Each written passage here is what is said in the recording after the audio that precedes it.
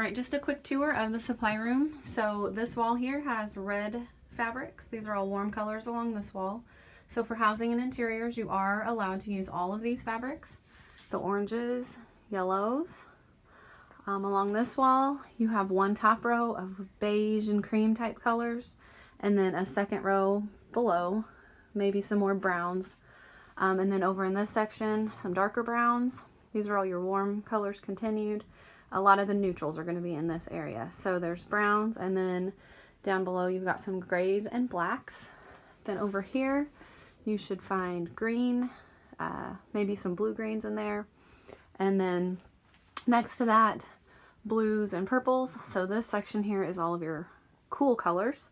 Then down below you've got sample books in 3 sections along the bottom, and then 1 section in the corner. Those sample books have an assortment of different fabrics in them that you would look through and try to pick from. And a lot of times they're organized by color families. So you would see maybe a combination of fabrics that automatically would go well together. So if you have trouble picking out fabrics that coordinate, you could look at these books because they, a lot of them anyway, already coordinate the fabric for you. This cart right here typically would be out in the main classroom during our work days, and you would be using the box on the lower shelf that has the blue lid that has the paint samples in it. The box next to that has fabric scraps.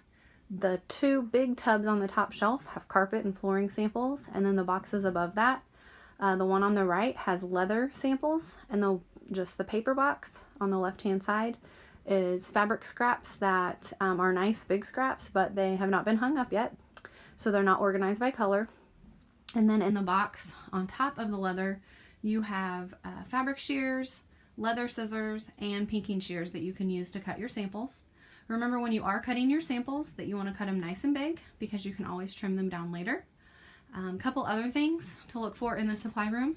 This back shelf right here is completely off limits for our use for this class. So all of these containers back here should remain closed. If you ever are back here and there's any loose fabric that's in this area, it is not to be used by you. Those are for creative sewing. Back over on this side, there are the magazines that we've previously used for projects. Those are for you to use again.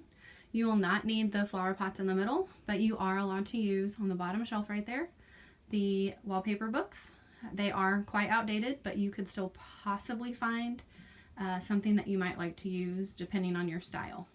Okay, so my expectation is when you are back in the supply room that you are back here working, you're finding the samples that you need and cutting the pieces that you would like to use for your project. If you end up pulling something down off of the shelf so that you can look at it and want it hung right back up, and it needs to just stay as nice and neat as it is right now. Notice how there's no samples on the floor. Everything's picked up and clean. That's how it should remain every single day when we work back here. So it takes all of the classes working together to keep the supply room nice and picked up.